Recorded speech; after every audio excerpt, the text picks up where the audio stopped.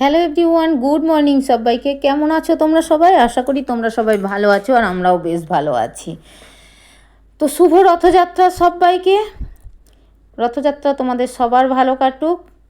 শুভ রথযাত্রা। প্রীতি, শুভেচ্ছা, অভিনন্দন ও ভালোবাসা। বড়দের জানাই প্রণাম আর ছোটদের জানাই বুক ভরা ভালোবাসা। তো চলো, নতুন একটা ভিডিও নিয়ে চলে আসলাম তোমাদের সঙ্গে আবার। তো ভিডিওটা কেউ স্কিপ করো না, পুরোটা দেখো, আশা করছি তোমাদের ভালো লাগবে। সকালবেলায় ঘুম থেকে উঠে বন্ধুরা চলে এসেছি রান্নাঘরে। আর ঘুম থেকে উঠে আসিনি, তার আগে ফ্রেশ হয়েছি গো। তো রান্নাঘরে এসে এই যে দেখো চলে আসলাম। প্রচণ্ড খিদে লেগে গেছে সকালবেলায়। আর খিদে লাগার কারণে কিছু তো পেটে দিতে হবে, তাই না বলো? তো একটু মশলা চা করে নিলাম, মানে লেবু দিয়ে, যে লেবু চিপচি দেখতেই পাচ্ছ। আর মুড়ি ছিল না, ছিল অল্প, একটু চিড়ে ছিল। তো চিড়েটা এই যে দেখো শুকনো খোলায় ভেজে নিচ্ছি গো, তেলে কিন্তু ভাজিনি। কারণ তেলে ভাজা খেলে পারে কি হবে বলো তো, গ্যাস হয়ে যাবে। তো সেই কারণে একটু শুকনো খোলাতে চিড়ে ভেজে নিলাম। আর চিড়েটা ভেজে নিয়ে চাটা করে নিয়ে চলে এসেছি এই যে দেখো একেবারে আমি টেবিলে চলে আসলাম। আর মেয়ে ক্যামেরা করতে করতে এটা ওটা বলছে খিদে লেগেছে হেন তেন। তো যাই হোক, খিদে লেগেছে, এখন পেটুক মানুষ আমি, কি করা যাবে বলো, খেতেই হবে। তো চাটা ওখানে খেয়ে নিলাম, চা চিড়ে ভাজা খেয়ে নিয়ে এবার বাকি কাজগুলো তো আমাকে করতে হবে, তাই না? বেসিনে এসে দেখছি অনেক থালা বাসন। আর আমি টেবিলে যখন চা খাচ্ছিলাম তখনও ওখানে দেখেছো কয়েকটা থালা বাসন ছিল, বেসিনে থালা বাসনগুলো ধুচ্ছিলাম বন্ধুরা। আর কি বলো তো, সকালবেলা ওই যে এক কাপ চা খেয়ে নিলাম, একটু ভাজা চিড়ে খেয়ে নিলাম, এটা শরীরে কিন্তু অনেকটা জোশ পেলাম বা এনার্জি পেলাম, যেটা বলতে পারো ওটা হচ্ছে এনার্জি ফল, তাই না বলো?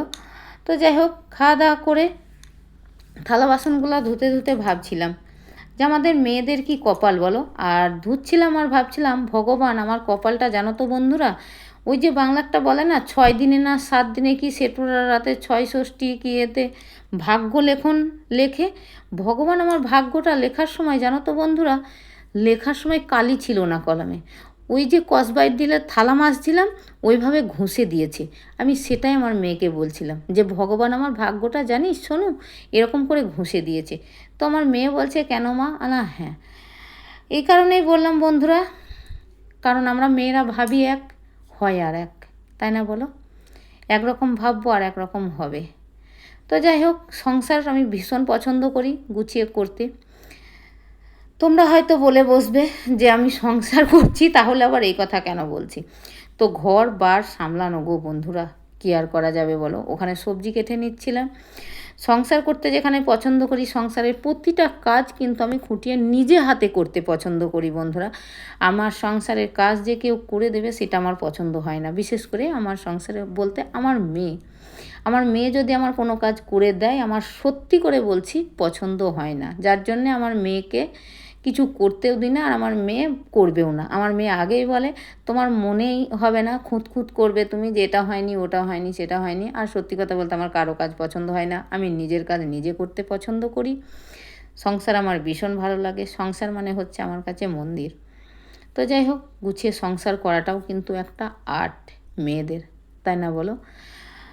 আর সংসার গুছিয়ে করাটা আর্ট, সেরকম ঘরের সংসারের সাথে সাথে আমাকে কিন্তু বাইরের দিকটাও সামলাতে হয়। যেমন হচ্ছে আমার পার্লার আছে, আমি পেশায় একজন। তো পরের পাটে আসি। তো এখানে ওই যে তোমাদের সঙ্গে গল্প করতে করতে কখন জানি আমার সবজি কাটা হয়ে গেছে, রান্নাও হয়ে গেছে গো বন্ধুরা। আজকে রান্না করেছিলাম হচ্ছে খুব শর্টে, পেঁপে পুঁই শাকের একটা সবজি করেছিলাম, চচ্চড়ি বলে ঘন্ট বলো যাই হোক একটা করেছিলাম। আর ডাল করেছিলাম টমেটো দিয়ে। টমেটোর ডাল অনেক দিন খাইনি, টমেটোর ডাল করেছিলাম। তো এই দুটোই করেছিলাম, আর কিন্তু কিছুই করিনি। আর ভাত তো করতেই হবে, ভাতের কথাটা না বললেও তোমরা বুঝতে পেরে যাবে, ভাত না করলে খাবো কি দিয়ে, তাই না বলো? তো যাই হোক, রান্নাবান্না করে নিয়েছিলাম। আর মেয়েকে বলেছিলাম আগের দিন একটু ভাত বসিয়ে দিতে। আগের দিন মেয়ে ভাত বসিয়ে কি করেছে, কেন আমি কারো কাজ পছন্দ করি না বলো তো বন্ধুরা, মেয়ে ভাত বসিয়ে দিয়ে গ্যাসটা এত স্পিড দিয়েছে, ভাত ফুটে পুরো গ্যাসে চুলার নিচে ফ্যানে ভর্তি হয়ে গেছে। সেই জিনিসটা দেখে আমার মাথায় হাত আর মাথা গরম। তো সেটাই কিন্তু আজকে পরিষ্কার করে নিলাম, ওই জন্য রান্নাঘরটা আমার ধোয়া মোছাও হয়ে গেল আজকে। কি শান্তি জানো, রান্নাঘরটা একদম নিট অ্যান্ড ক্লিন হয়ে গেল। তো যাই হোক, মেয়েকে কাজটা করতে দিয়েছিলাম বলেই কিন্তু আমার রান্নাঘরটা আজকে ক্লিন হয়ে গেল, তাই তো? তো যাই হোক, ওগুলো করলাম, করার পর একটু স্নান করে নিয়েছিলাম গো। তার আগে তো সকালে গা ধুয়েছিলাম, তারপর আবার আরেকটু গাটা ধুয়ে স্নান টান করে নিয়ে খাওয়া দাওয়াও করে নিয়েছিলাম, সেগুলো আর তোমাদের সঙ্গে শেয়ার করিনি। দেখো, সব কিছু যদি তোমাদের সঙ্গে শেয়ার করতে যাই, ব্লগটা কিন্তু অনেক বড় হয়ে যাবে, আর অত বড় ব্লগ যদি দিই তোমাদেরও তখন কিন্তু দেখতে ভালো লাগবে না, তাই না বলো? তো যাই হোক, আমি ওখানে খাওয়া দাওয়া করে আবার এই যে রেডি হয়েছি, প্যান্ট টি শার্ট পরে, জিন্স টি শার্ট পরে চলে এসেছি। এই যে দেখো, কারণ আমি কেন বললাম, আমি পেশায় একজন বিউটিশিয়ান, মেকআপ আর্টিস্ট। শুধু আমি না গো, আমার মেয়েও বিউটিশিয়ান, মেকআপ আর্টিস্ট। তো আমার স্বপ্নের পার্লার। আর সংসার যারা করতে পছন্দ করে তারা ঘরবার সব সামলাতে পারে বন্ধুরা, এটা আমি নিজে গর্ব করে বলছি না, যারা করে তারা জানে যে রাঁধে সে চুলও বাঁধে বন্ধুরা, আর যে রাঁধতে পারে না সে কিন্তু চুলও বাঁধতে পারে না। আমার ক্ষেত্রে ঠিক সেরকম, আমি রাঁধতেও পারি, চুলও বাঁধতে পারি। যেমন সংসারও করতে পারি, সংসার করতেও পছন্দ করি, সংসার আমি ভালোবাসি, সংসার আমার কাছে মন্দির। ঠিক তেমনই পার্লারটা হচ্ছে আমার জীবনে বেঁচে থাকার অক্সিজেন, তাই না? তো যাই হোক, পার্লারে এসে ওই যে জিনিসগুলো প্রত্যেক দিন তুলতে হয় আবার নামাতে হয়, বাইরে যদি রেখে যায় চোর আসে। কারণ কেন বললাম জানো, এর আগে একদিন আমার একটা ওই যে ঘর মোছা মপ গো, ঘর মোছা লাঠি যাই বলো না কেন, ওই ঘর মোছার মপগুলো বাইরে রেখে দিয়েছিলাম, তো সেটাকে চুরি করে নিয়ে চলে গিয়েছিল। আবার ওই যে বেলচা হয় নোংরা ফেলা, ওটা চুরি করে নিয়ে চলে গেছিল। তারপরে দেখলাম চোরের কাজ চোর করবে, আমার কাজ তো আমাকে করতে হবে। চোর চুরি করবে বাইরে থাকলে, আর আমি আমার মতো সাবধান হয়ে যাব, আমি ভিতরে তুলে রেখে যাব, তাই না বলো? তো যাই হোক, সেই থেকে আমি তুলে দিই, সন্ধ্যা আসে মানে রাতে আসার সময়, আবার সকালে গিয়ে নামাই। তো ওইগুলো করে আবার একটু ঝাঁট দিলাম, মোছা দিলাম, সব কিছু করার পর কি করলাম বলো তো, এই যে একটু ধূপ দিয়ে নিচ্ছিলাম। আর একটা কথা বন্ধুরা, ওই যে আমি মাথা নাড়াচ্ছিলাম, ওটা যেন ভেবো না তোমরা কেউ যে দিদি মাথা খারাপ হয়ে গেল নাকি, দিদি এরকম করছে কেন। আমার মাথা খারাপ হয়নি গো বন্ধুরা। ওটা কি হয়েছে শুনবে তাহলে? চলো বলেই ফেলি। রাস্তায় আসার সময় একটা ষাঁড় গরু কী করছিল, মাথা নাড়ছিল। তো সেইটা গল্প করতে করতে পার্লারে আসার পর মেয়ে আমাকে বলছে, ওই ষাঁড়টা যদি তোমাকে গোঁতাতো, কীরকম করে গোঁতাতো? আমি তখন ওই রকম করে দেখাচ্ছিলাম, জানিস আয় আমি তোকে গুঁতো মেরে দেখাই। এরকম করে মাথা দিয়ে গুঁতিয়ে দিত। আর ষাঁড়ের গুঁতো খেলে জানিস কি হতো, এতক্ষণ শক্তিনগরে চলে যেতে হতো। তো ওইটা দেখাচ্ছিলাম, আর মেয়ে কখন ওইটা ক্যামেরাবন্দি করেছে আমি কিন্তু বুঝতে পারিনি। আমি ভাবছিলাম মেয়ের হাতে কিন্তু এমনিই ফোনটা আছে।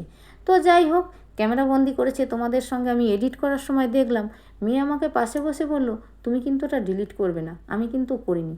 মেয়ের কথা রাখা হোক, আর তোমরা কিন্তু কেউ খারাপ কমেন্ট করো না, কেমন যে পাগল হয়ে গেল নাকি।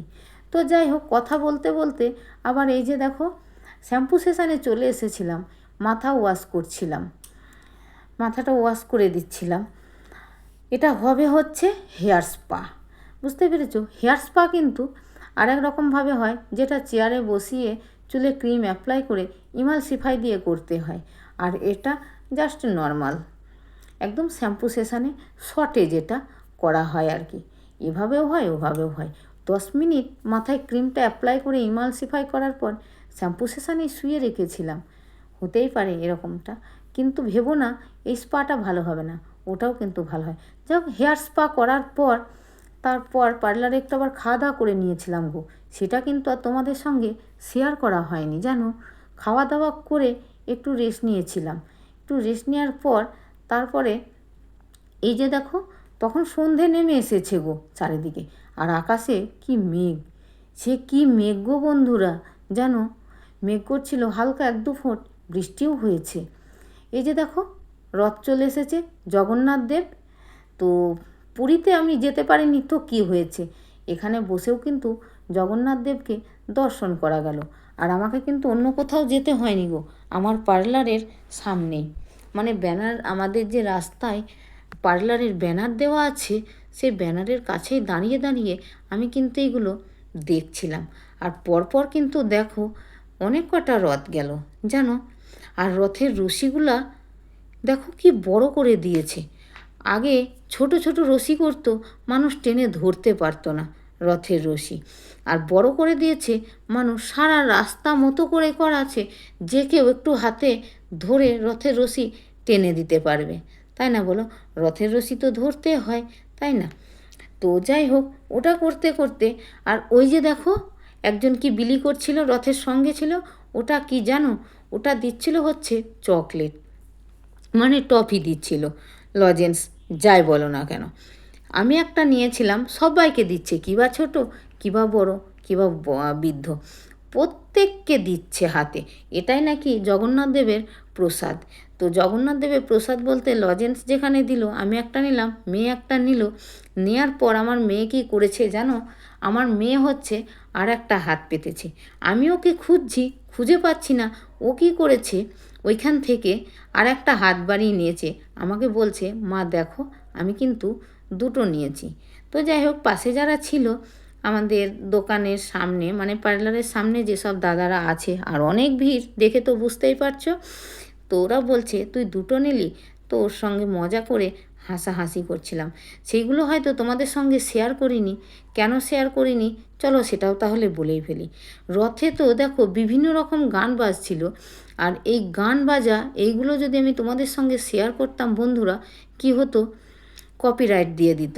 সেই কারণে আমি কিন্তু সব ভয়েসগুলো কেটে দিয়ে নিজের ভয়েস দিয়েছি, বুঝতে পেরেছো?